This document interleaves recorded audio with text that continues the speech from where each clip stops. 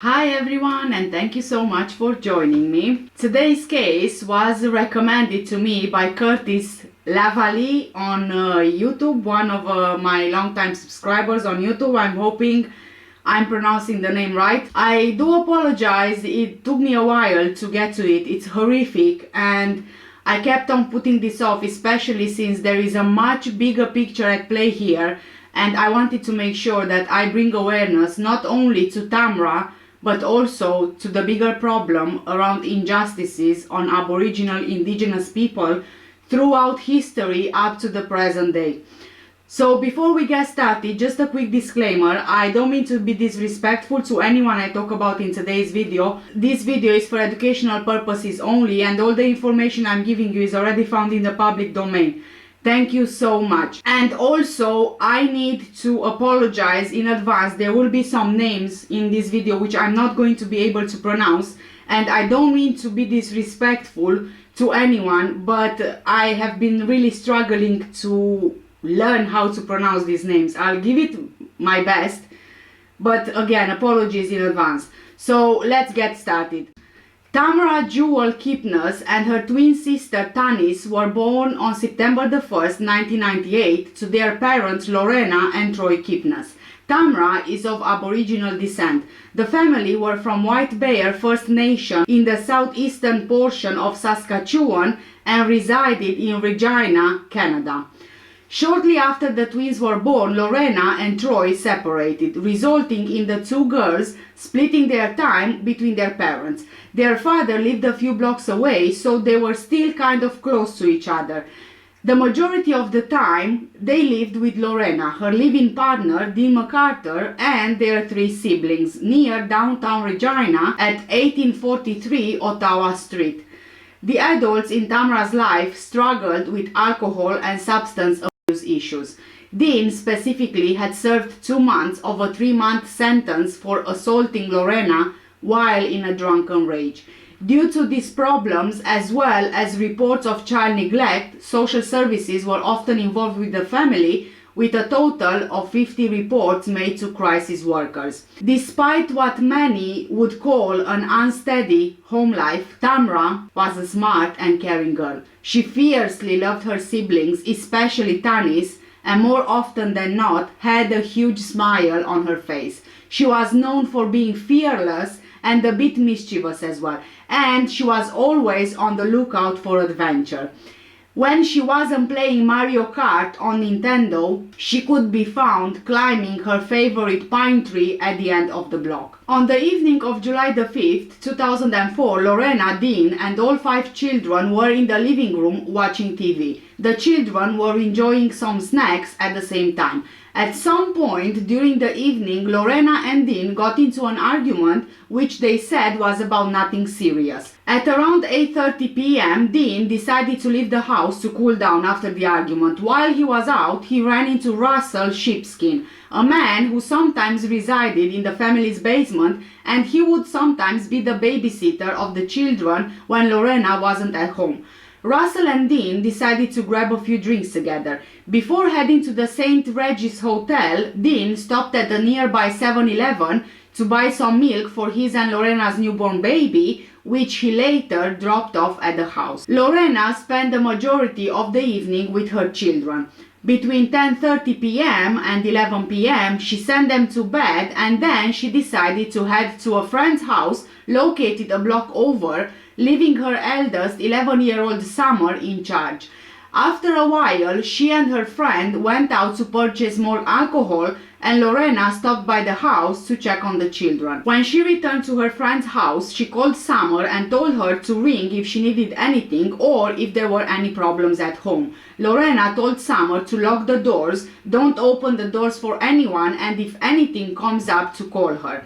At 12 a.m. on July the 6th, Russell returned to the house, incredibly drunk. He made himself some food and checked on the children. But Russell didn't remember that he made himself something to eat. It was later on that the police had to remind him he did, as they found evidence. and they found some food in the kitchen the next day when they searched the house. Russell remembers seeing some of the children, including Tamra, sleeping in the living room, which would mean they must have come downstairs after Lorena put them to bed. A few hours later, Russell was smoking a cigarette on the front porch when he encountered Dean.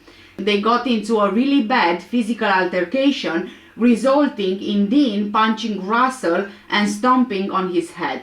Injured and in pain, Russell decided to go to the hospital to get some stitches. He decided to leave through the back door of the house, not the front door.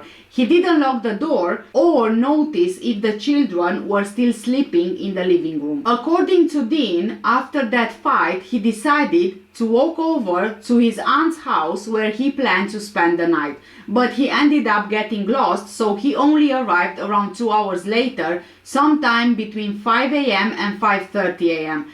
He ended up sleeping on his aunt's couch and returned home later in the day. According to police reports, no one saw Dean during that time. At around 3 a.m., Lorena returned to the house to find all the doors locked. For some reason, she didn't have any keys with her, so she entered the home through a window. She was drunk at the time and doesn't quite remember if she saw her children asleep in the living room. But she did recall seeing Tannis and Summer before she herself fell asleep on the couch in the living room. At some point on the morning of July the 6th, Tamra's older brother, Rain, felt her leave the bed that they shared. He doesn't remember the exact time, but he does remember that it was starting to get light outside. At 9 a.m., Tamra's grandmother, Lois Shepherd, came by for a visit and saw Lorena struggling with a hangover. This is around the time that Lorena herself awoke, as she had to open the door for her mother. But by some other accounts, Lois found the door wide open. So again, there are some conflicting information out there. Shortly after this, Summer and Rain left the house to attend a day camp at a nearby community center. Tamra was first discovered missing when she didn't come downstairs for breakfast. Lorena had told one of the children to go and wake her up as they were going out for a walk, but Tamra wasn't in her bed. After checking nearby playgrounds and contacting friends and relatives, Lorena reported her daughter missing at around 12:15 that afternoon. The search for Tamra grabbed the attention of the entire city and would become the largest and most expensive in Regina's history. At first, patrol officers checked the neighborhood to make sure that she hadn't simply just wandered away or gone to another house, but after they could find no trace of her, the search intensified. The Regina Police Service set up a command post in the parking lot of a church in the 1900 block of Ottawa Street, and hundreds of volunteers, police, and Royal Canadian Mounted Police cadets began the search on foot, horseback, and in the air. They searched streets, yards, neighborhoods, alleys, manholes, and trash cans looking for Tamra, and even took the search to a local landfill and to areas outside of the city. I was sleeping and my sister was sleeping with me, and then when I went to bed I woke up, she wasn't there. Around 10:30 p.m. on Monday, July 5th of 2004, that was the last time anyone saw 5-year-old Tamra Jewel Keepness. What followed was one of the largest searches for a missing child in Regina's history. Hundreds of police, family members, and volunteers scoured the city and surrounding area. Just kissed them all and tell them it's bedtime, go to bed, and they all paraded upstairs. And come the next morning, we thought, well, we were going to go for a walk, and I sent them to wake her up, and she wasn't there. This is very, very unusual for a 5-year-old to be missing now for 3.5 days. 3 adults were known to be in the house the night Tamra disappeared, along with her 5 siblings. Tamra's mother, Lorena, Dean McArthur, Lorena's boyfriend, and family friend Russell Sheepskin all came and went from the Ottawa Street home that night. She has snuck away, but never for this long and never very far. You know, I've always been able to go out and yell for her, and, you know, she'll show up like minutes later. As the days go by, the likelihood of A happy ending to this becomes more remote. The search continued to spread through different parts of the city, and police investigated the visions from Indigenous elders that led them to search near the Regina airport. As many have hoped against, but also quietly feared, criminal interference with Tamra is a distinct possibility. The search for the missing girl is suspended as it moves to a criminal investigation. A $25,000 reward is offered for information that could lead police to Tamra. At this point in time, it would look like it was family or extended family, but there's also the possibility there could have been others involved as well. An Amber Alert was not available to police to use until 10 days after Tamra went missing, as Saskatchewan had not yet implemented the system. 2 weeks after Tamra's disappearance, her mother's boyfriend, Dean McArthur, was charged with an assault near the house the night the 5-year-old disappeared. It would be an issue of safety for the children in the household. That same day, Tamra's siblings were removed from the Keepness home by social services. I don't know if she's dead or alive. That's all I'm asking. Please bring her home alive. Please. Thank you, God. By the end of July, police received nearly 1,000 tips, which led them to searching near Fort Qu'Appelle. Every time we think we're close to finding Tamra Keepness, we're all hopeful. Every time we don't find her, we're disappointed. But people continue. And every investigation is like that. In early September, the search moved out of the city limits again, this time to the Muscopheating First Nation. The following year on Father's Day, Tamra's father plants a tree in her honor. I always think she's going to be found or something, and they'll call me. They'll call me and tell me that, she's all right, and that's what I always dream about. At this point, almost 1 year after the fact, the case remains unsolved. Days later, the Regina police would assign a new team of officers for a fresh set of eyes on the investigation. A year kind of seems like 10 years to me. On the 1-year anniversary of Tamra's disappearance, a group of 100 people and the family marched through the neighborhood where the 5-year-old used to play. It speaks to the fact that this case is still very much a priority for our police service and our community. We certainly are committed to this case, but it also says that we're looking for what may be missing. Another year would go by, still no trace of Tamra. This would be the first year the anniversary of her disappearance would be marked by a memorial barbecue. Without knowing what's happened to that person, in essence, you have every possible theory out there that you have to set out to disprove. So you have to find all of the places that they aren't. I don't know exactly where the information would come from, but there is obviously at least one person that knows how it is that Tamra disappeared that evening. Now, at the beginning of each July, family, friends, and police gather to remember Tamra Keepness. She was very outgoing. She liked to play outdoors a lot.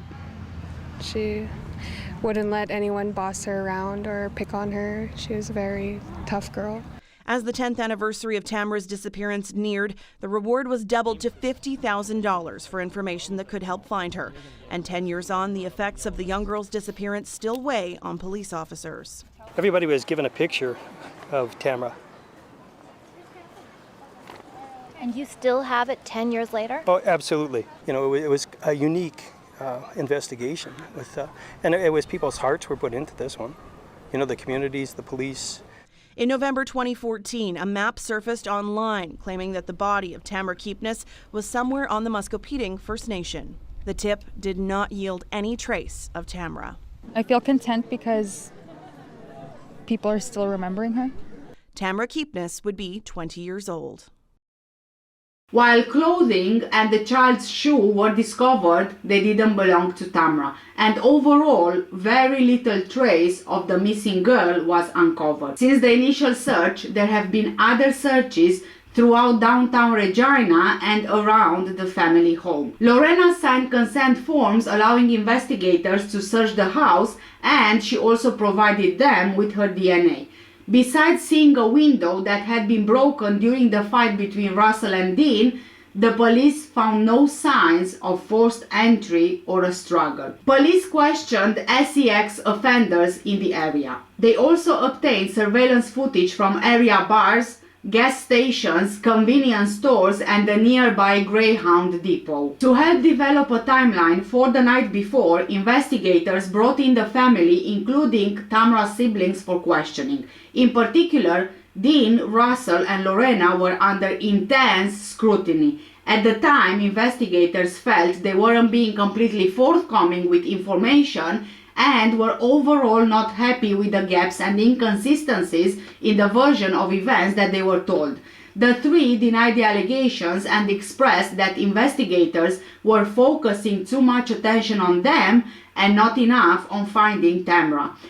To help move the investigation along, they named 5 people they believed could be suspects, including pedophile who had befriended Tamra sometime before. A few days after Tamra disappeared, an Amber Alert was issued. There are different reports as to why it took so long for one to be issued. Some sources say that the Amber Alert system hadn't yet been implemented in Saskatchewan at the time, while a spokesperson for the Regina Police Service said that the circumstances of the disappearance hadn't met the criteria for an alert. The disappearance soon made national headlines. While appreciative of all the coverage the case was getting, the family soon grew frustrated with both the media and police due to the way they were being treated. Rumors began to spread about what happened to the missing girl.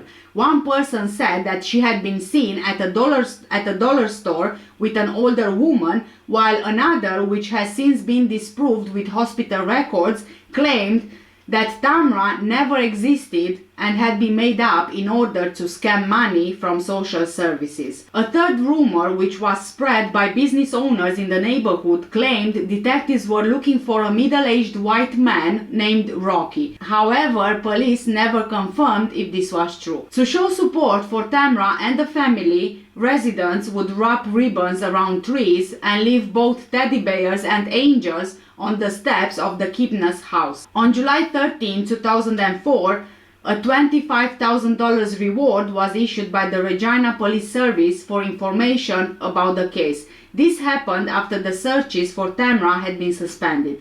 The case was quickly changed from a missing persons investigation to one that was criminal in nature. On July 19, 2004, Dean was charged with assault causing bodily harm in relation to the fight he had with Russell on the night of Tamra's disappearance. While he tried to appeal, he was denied and sentenced to 9 months.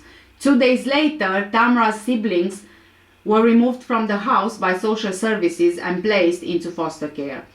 Neither government officials or the police would say if this was related to the case, but the house was once again searched after the children left. Just under a month after Tamra went missing, a vigil for the missing girl was held at the family's house. On August 11, 2004, Troy, Tamra's biological father, was charged with assaulting Dean with a baseball bat, during which he sustained minor injuries. Troy told investigators that he'd gone over to the house to try and get answers about his daughter's disappearance. In September 2004, unsealed search warrants revealed police had evidence to believe Tamra had been abducted, as blood had been found on the floor, on the front porch, and on bicycles sitting on the porch. That same month, investigators searched Muscopetung First Nation, approximately 60 kilometers northeast of Regina. The search involved 30 people from the Regina Police Service, the RCMP, Montreal Lake Cree First Nation, and Search and Rescue Regina. While a reason wasn't given as to why the search moved north, it's believed investigators were trying to establish a connection between Tamra and the burnt-out Volkswagen van found on the reserve. The van had been stolen just 10 blocks from the family home on the night Tamra went missing, and the jail guard named Sherry Ann Rose told police that she and the former inmate stole the van, picked up Tamra, and dumped her body in a ravine on the reserve. A massive search was conducted with special attention given to ravines and gullies. The waterways were drained with compression pumps and thoroughly searched, but nothing of interest was found. It was later deemed that the remains found in the van didn't belong to Tamra, and Sherry Ann Rose confessed to having made the story up in order to get her abusive boyfriend locked up. As a result, she was charged with mischief. Pasqua First Nation was also searched based on tips from the public and visions from First Nations elders.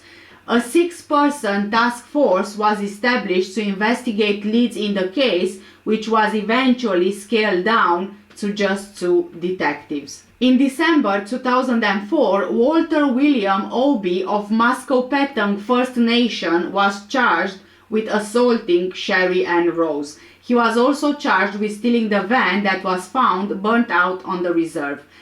At one point during the investigation, Troy was charged with assaulting a female. Troy was Tamra's dad. He claims that the assault happened because of the stress he'd been going through as a result of Tamra's disappearance. He was sentenced to house arrest for the charge. In June 2005, a new team of investigators were assigned to the investigation. That same month, a memorial march was held to commemorate the 1-year anniversary of Tamra's disappearance. This would be replaced the next year by an annual barbecue.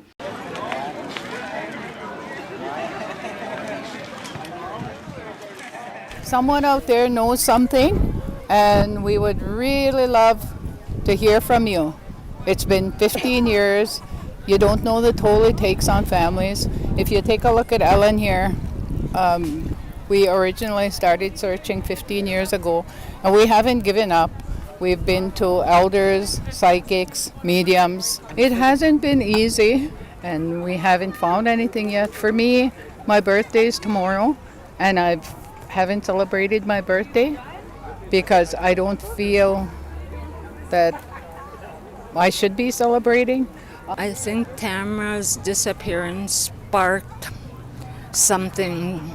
People came out, white people, with the Indian people, and I'm really thankful for that.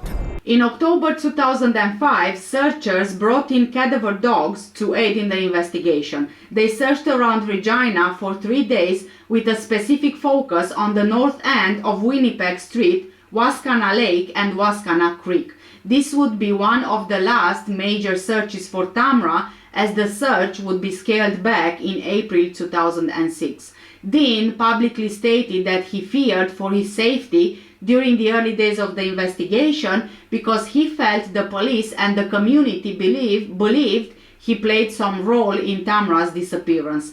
This sentiment sometimes resulted in the family member's safety being put into jeopardy.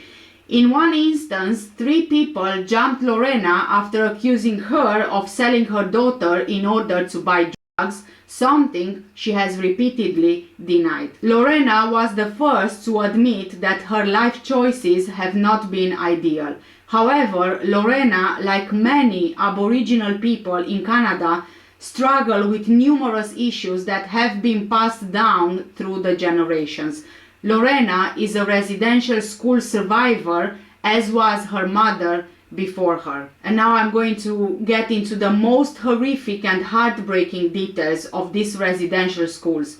In Canada, the Indian residential school system was a network of boarding schools for Indigenous people. Attendance was mandatory from 1894 to 1947. The network was funded by the Canadian government's Department of Indian Affairs and administered by Christian churches. The school system was created to isolate Indigenous children from the influence of their own native culture and religion in order to assimilate them into the dominant Canadian culture. Over the course of the system's more than 100-year existence, around 150,000 children were placed in residential schools nationally. By the 1930s, about 30% of Indigenous children were believed to be attending residential schools. The number of school-related deaths remains unknown due to incomplete records. Estimates range from 3,200 to over 30,000. The system had its origins in laws enacted before Confederation, but it was primarily active from the passage of the Indian Act in 1876 under Prime Minister Alexander Mackenzie. Under Prime Minister John A. Macdonald, the government adopted the residential industrial school system of the United States, a partnership between the government and various church organizations. An amendment to the Indian Act in 1894, under Prime Minister Mackenzie Bowell, made attendance at day schools, industrial schools, or residential schools compulsory for First Nations children. Due to the remote nature of many communities, school locations meant that for some families, residential schools were the only way to comply.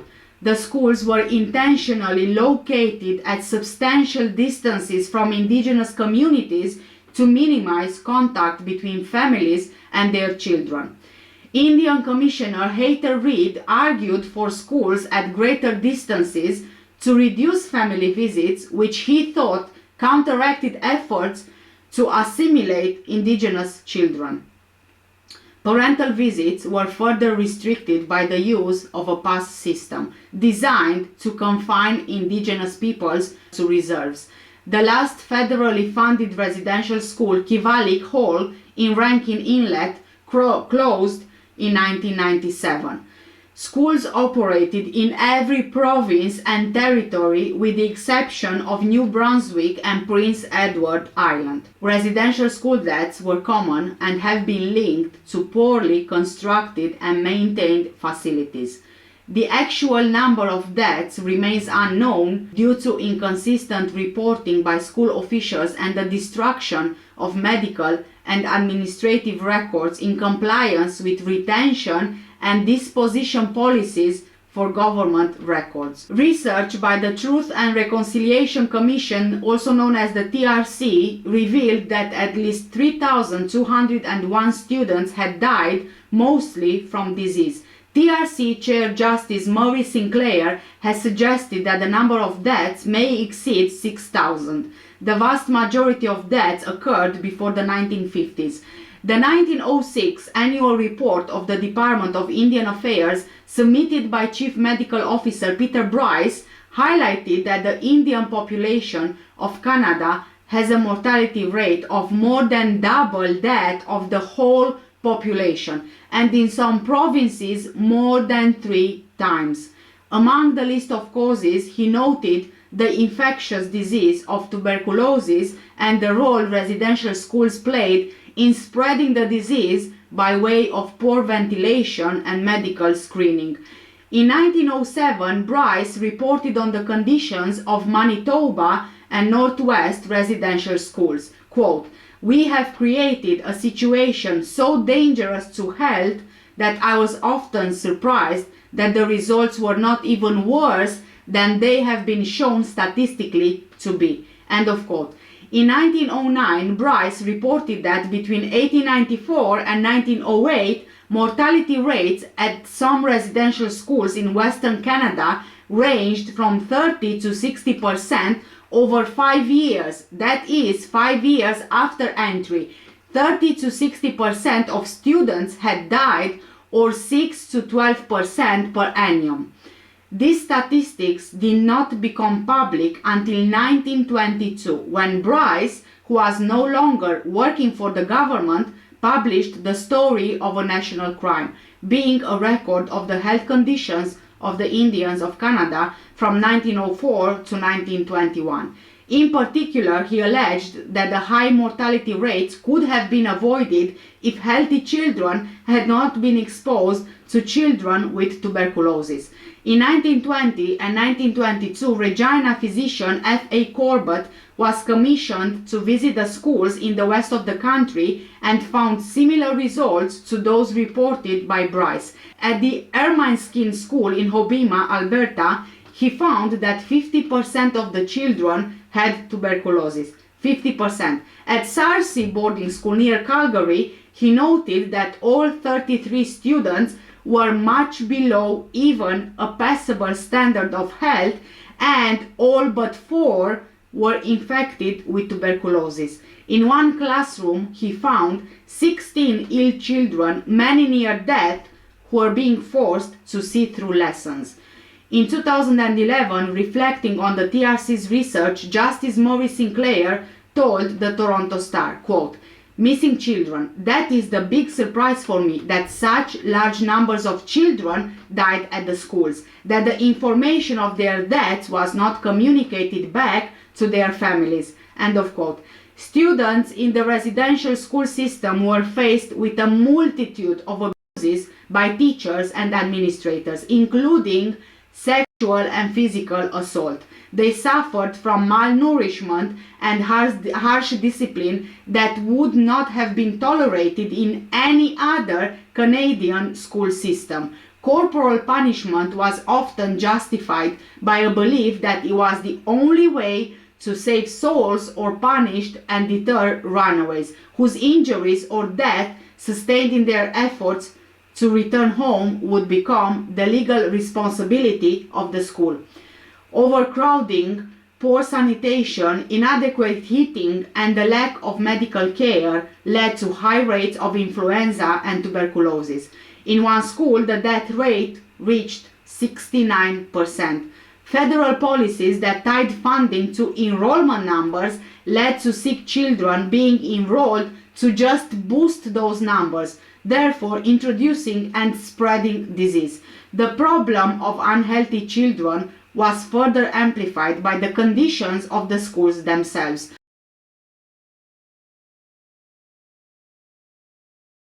Overcrowding, poor ventilation, water quality, and sewage systems. Until the late 1950s, when the federal government shifted to a day school integration model, residential schools were severely underfunded and often relied on the forced labor of their own students to maintain their facilities, although it was presented as training for artisanal skills. The work was very, very hard and severely compromised the academic and social development of the students. School books and textbooks were drawn mainly from the curriculum of the provincially funded public schools for non-Indigenous students, and teachers at the residential schools were often poorly trained or prepared. During this period, Canadian government scientists performed nutritional tests on students and kept some students undernourished as the control sample. Details of the mistreatment of students were published numerous times throughout the 20th century by government officials reporting on school conditions, and in the proceedings of civil cases brought forward by survivors seeking compensation for the abuse they endured. In the 1990s, investigations and memoirs by former students revealed that many students at residential schools were subjected to severe physical, psychological, and sexual abuse by school staff members and by older students. Among the former students to come forward was Phil Fontaine, then Grand Chief of the Assembly of Manitoba Chiefs, who in October 1990 publicly discussed the abuse he and others suffered while attending Fort Alexander Indian Residential School. Parents and family members regularly traveled to the schools, often camping outside to be closer to their children. So many parents made the trip that Indian Commissioner Hayter Reid argued that the schools should be moved further from the reserves to make visiting more difficult. He also objected to allowing children to return home during school breaks and holidays because he believed the trips interrupted their assimilation. Visitation for those who could make the journey was strictly controlled by school officials in a manner similar to the procedures enforced in the prison system. In some cases, schools denied parents access to their children altogether. Others required families to meet with them in the presence of school officials and speak only in English. Parents who could not speak in English were unable to talk to their children. The obstacles families faced to visit their children were further increased by the pass system. Introduced by Reid without legislative authority to do so, the pass system restricted and closely monitored the movement of Indigenous people off reserves. Launched in 1885 as a response to the Northwest Rebellion and later replaced by permits, the system was designed to prevent Indigenous people from leaving reserves without a pass issued by a local Indian agent. It's just beyond comprehension. Instruction provided to students was rooted in an institutional and European approach to education. Corporal punishment and loss of privileges characterized the residential school system, while traditional Indigenous approaches to education favor positive guidance toward desired behavior through game-based play, storytelling, and formal ritualized ceremonies. While at school, many children had no contact with their families for up to 10 months at a time, and in some cases they had no contact for years. The impact of the disconnect from their families was furthered by students being discouraged or prohibited from speaking Indigenous languages, even among themselves and outside the classroom, so that English or French would be learned and their own languages forgotten. This is just disgusting, completely disgusting. In some schools, they were subject to physical violence for speaking their own languages or for practicing non-Christian faiths. Most schools operated with the stated goal of providing students with the vocational training and social skills required to obtain employment and integrate into Canadian society after graduation. But in actuality, these goals were poorly and inconsistently achieved. Many graduates were unable to land a job due to poor educational training. Returning home was equally challenging due to forgetting their culture and, in some cases, an inability to communicate with family members using their traditional language. Instead of intellectual achievement and advancement, it was often physical appearance and dress, like that of middle class, urban teenagers, or the promotion of a Christian ethic that was used as a sign of successful assimilation. There was no indication that school students achieved greater financial success than those who did not go to school. As the father of a pupil who attended Battleford Industrial School in Saskatchewan for 5 years explained, quote, "He cannot read, speak, or write English, nearly all his time having been devoted to herding and caring for cattle instead of learning a trade or being otherwise educated. Such employment he can get at home." End of quote. Both academic research and the final report of the Truth and Reconciliation Committee relay evidence that students were included in several scientific research experiments without their knowledge, their consent, or the consent of their parents. These experiments included nutrition experiments, which involved intentional malnourishment of children, vaccine trials for the BCG vaccine, as well as studies on extrasensory perception, vitamin D diet supplements, antibiotics, hemoglobin, bedwetting, and dermatoglyphics, which is the science of fingerprints. The Truth and Reconciliation Commission wrote that the policy of Indian Affairs was to refuse to return the bodies of children home due to the associated expense, and to instead require the schools to bear the cost of burials. The TRC concluded that it may be impossible to ever identify the number of deaths or missing children, in part because of the practice of burying students in unmarked graves. The work is further complicated by a pattern of poor record keeping by school and government officials who neglected to keep reliable numbers about the number of children who died or where they were buried. While most schools had cemeteries on site, their location and extent remained difficult to determine, as cemeteries that were originally marked were found to have been later destroyed, intentionally hidden, or built over. The fourth volume of the TRC's final report, dedicated to missing children and unmarked burials, was developed after the original TRC members realized in 2007 that the issue required its own working group. In 2009, the TRC requested $1.5 million in extra funding from the federal government to complete this work, but was denied, of course. What do you expect from the federal government, right? They did all this.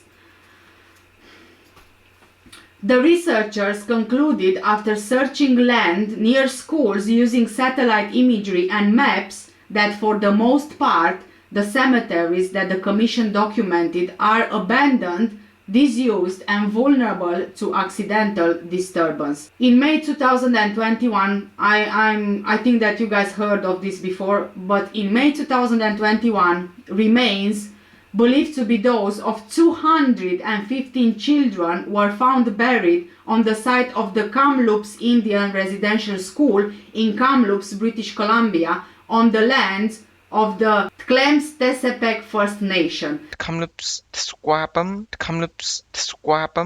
The remains were located with the assistance of a ground-penetrating radar specialist, and Chief Roseanne Casimir wrote that the deaths were believed to have been undocumented and that work was underway to determine if related records were held at the Royal British Columbia Museum. On June 23, 2021, an estimated 751 unmarked graves were found on the site of Maryville Indian Residential School in Maryville, Saskatchewan, on the lands of Cowessess First Nation.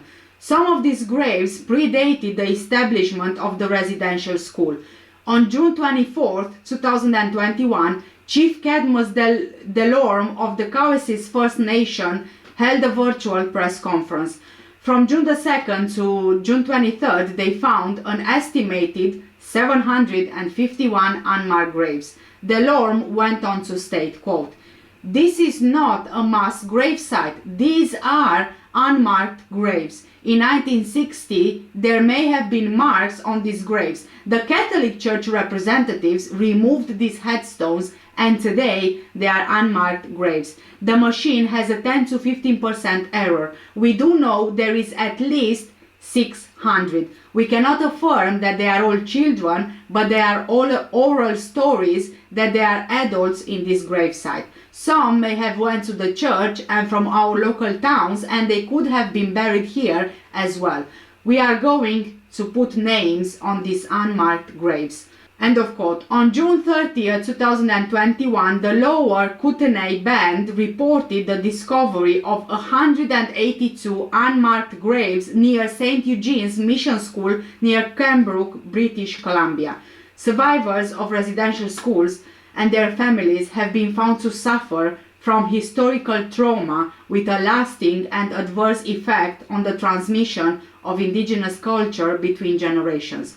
A 2010 study led by Gwen Reimer explained historic trauma passed on intergenerationally as the process through which cumulative stress and grief experienced by Aboriginal communities is translated into a collective experience of cultural disruption and the collective memory of powerlessness and loss. This trauma has been used to explain the persistent negative social and cultural impacts of colonial rule and residential schools, including the prevalence of sexual abuse, alcoholism, drug addiction, lateral violence, mental illness, and suicide among Indigenous people.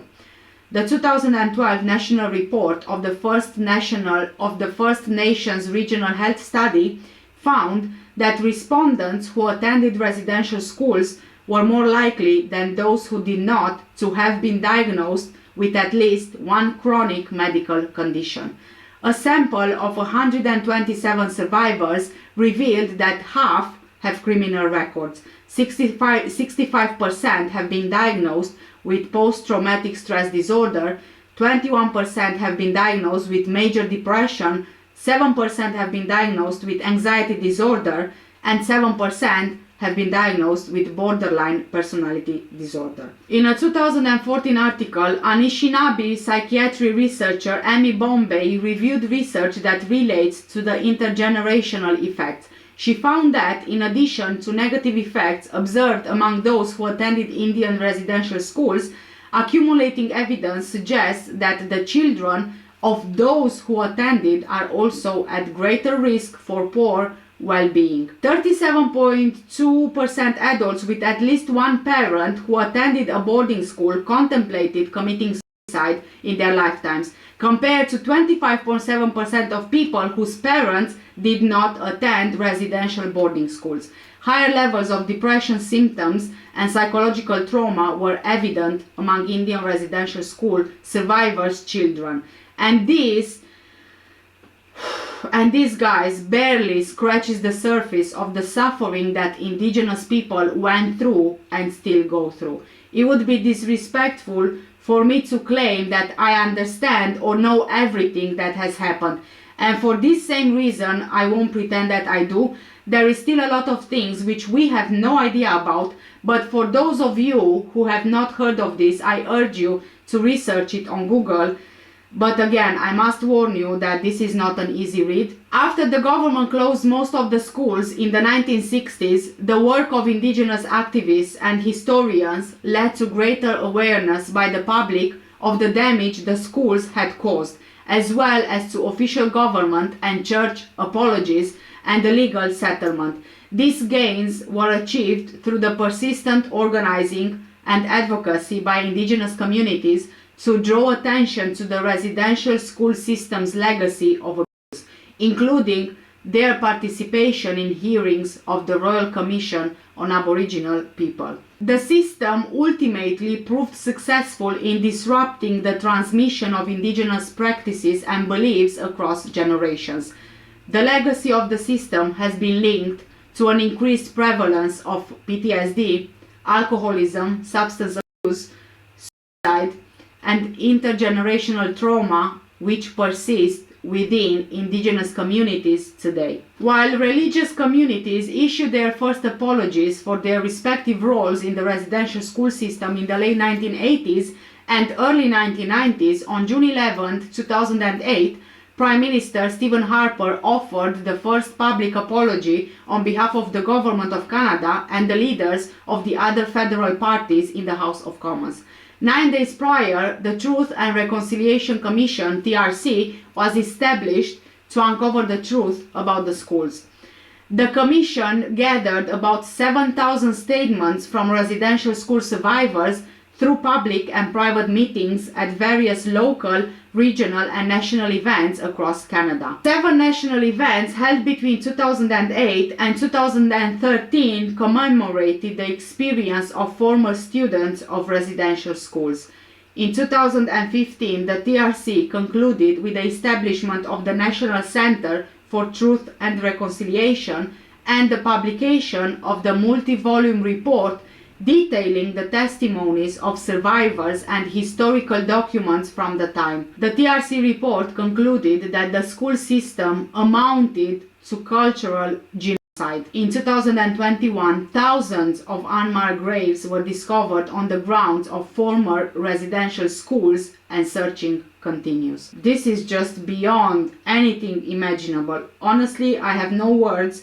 And I'm not going to, like I said, I don't want to be disrespectful to the extent of everything that has happened. So I'm going to refrain from commenting on me understanding how the Indigenous people would be feeling. So I won't be doing that. The only thing that I'm going to say is that public apologies will not bring anything that happened back. Public apologies will not bring all of those thousands of children that lost their lives, and public apologies will not bring back the trauma suffered between all these generations of Indigenous people up to this day. And also, the last thing that I'm gonna say is, which I think sums it up quite perfectly, all in the name of religion and white supremacy. Tamra's mother, Lorena, grew up in a dysfunctional, abusive home and had to forage for food in neighborhood gardens to survive. Lorena struggles with substance abuse and fell into sex work after Tamra vanished.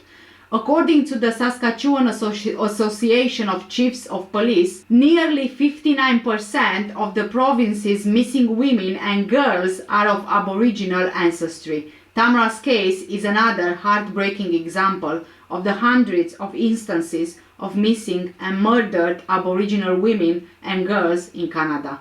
Although Aboriginal women comprise only 40% of the Canadian population, they make up 16% of female homicide victims and 11% of missing women. Maybe Tamra's unstable home life played a role in Tamra's disappearance.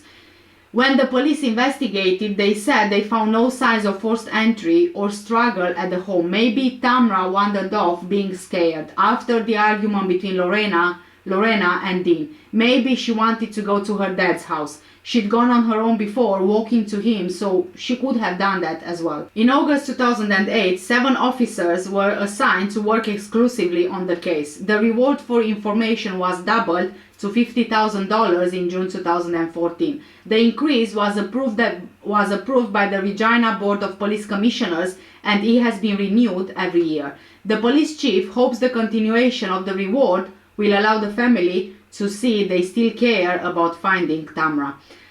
During 2014, a hand-drawn map of Muscopetung First Nation was uploaded to Reddit by a user called My Secret Is Out, with the user claiming the wells on the reserve contain Tamra's remains. The map suggested that Tamra's remains can be located on the Muscopetung Solto First Nation Reserve. Also, the map says to check the wells for Tamra.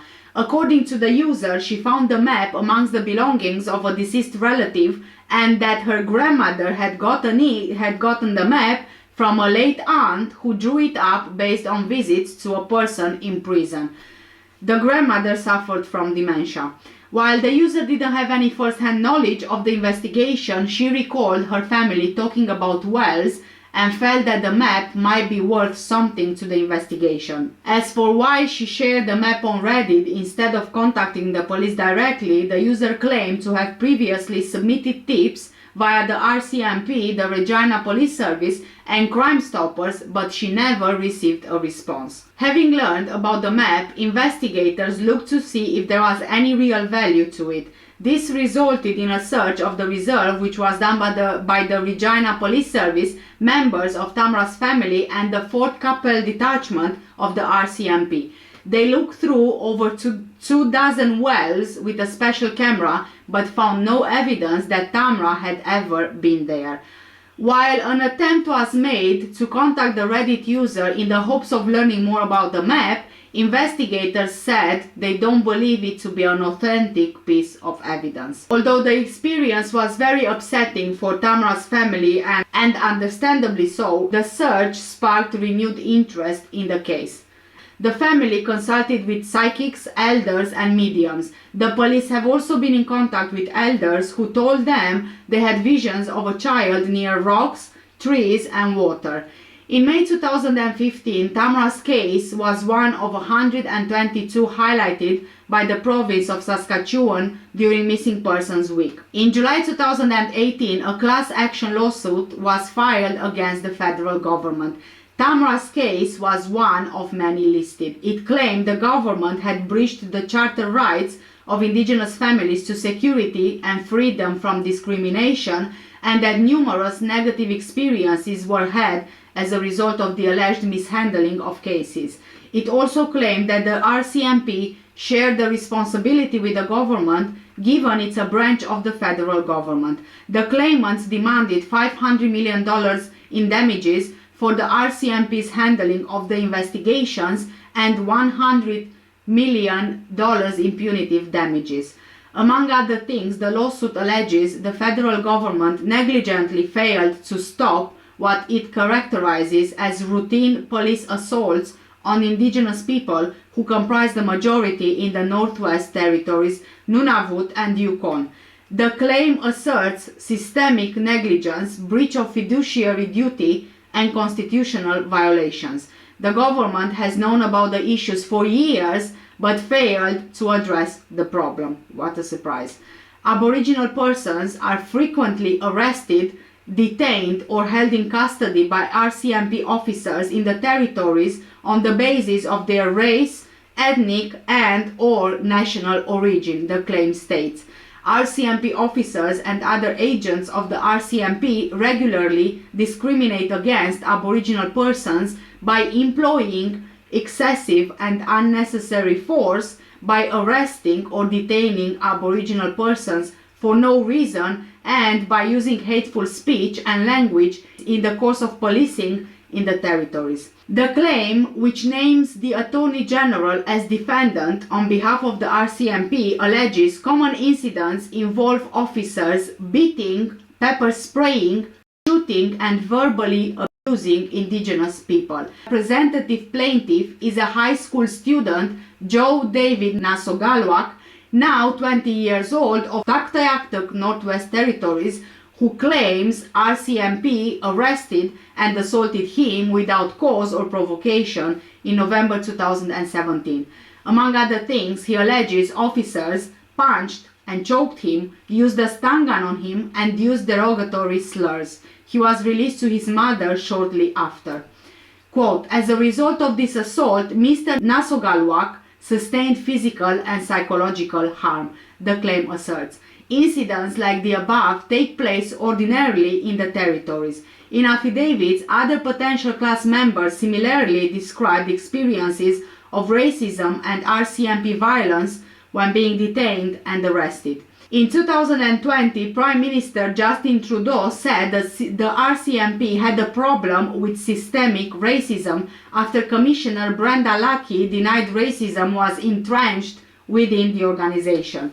Those comments came after video emerged showing Mounties wrestling the chief of an Alberta First Nation to the ground in a parking lot. In certifying the action, Judge McVie noted the plaintiff's assertion that class members had a reasonable expectation Canada would run its RCMP detachment in the north in the same way it runs policing of non-Indigenous people. Members of the class, the judge decided, comprise all Indigenous people who allege being assaulted at any time while in RCMP custody or detention in the territories and were alive as of December 18, 2016.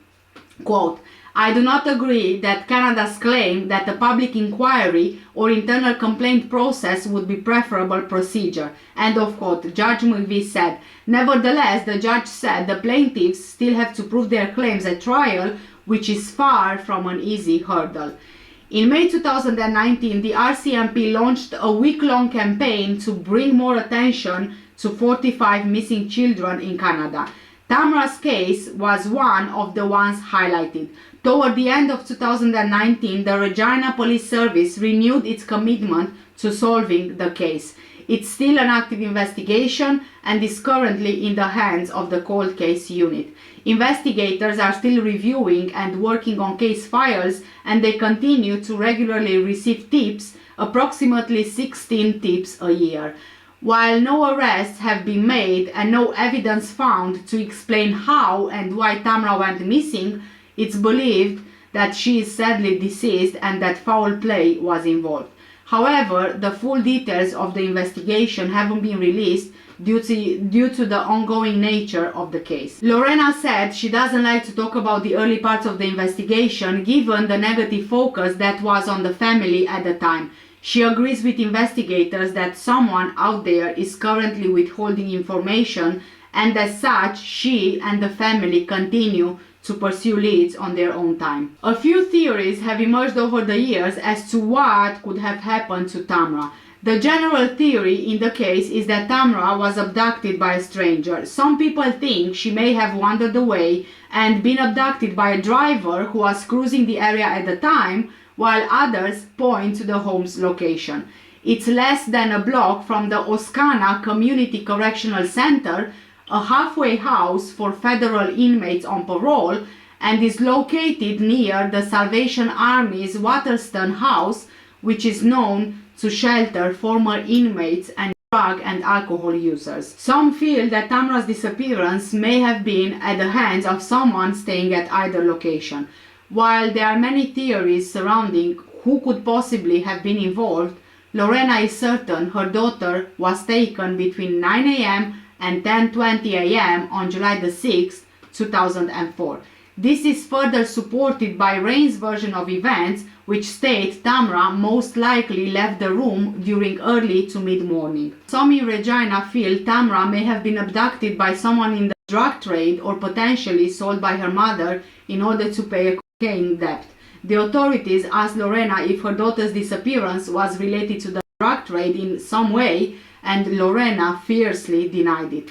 There's another possibility that Tamra's disappearance is related to the argument Dean and Lorena had on the night she went missing. However, this is seen as unlikely, as both have said the argument was not about anything major and was simply a small dispute between partners. It's also possible that her disappearance is the result of an accident. Tamra may have gotten lost after leaving her home, possibly being scared. She crawled into somewhere so small that she's never been found. If this is the case, then it means the young girl has most likely passed away. She was only 5 years at the time. Some people have speculated that Tamra's unstable home life could have played a role in her disappearance. They feel the evidence for this view comes from the investigators' theory that Lorena, Dean and Russell have not been completely forthcoming regarding the events of July the 5th and July the 6th, 2004. However, all three individuals claim they've been completely truthful with those investigating the case. A final theory held by the family involves a drifter that used to stay at the house. Lorena informed the police of the woman, whose name is currently unknown, as she used numerous aliases. However, it's known the children called her Big Auntie. She allegedly was a sketchy character who frequently lied to Lorena. She had been staying at the house before Tamra's disappearance, but left after she and Lorena had a falling out. She has not been seen since. It's possible that she abducted Tamra in revenge, or maybe she had another motive for abducting the young girl, if she was indeed involved. Every year, the community holds a barbecue in Tamra's honor just a few blocks from where she disappeared. It's held by the Regina Treaty and Status Indian Services, and the Regina Police Service sends officers to help serve food. According to the family, they hold it to show everyone they are still looking for Tamra, and to also lend support to other families of missing and murdered Indigenous women and girls.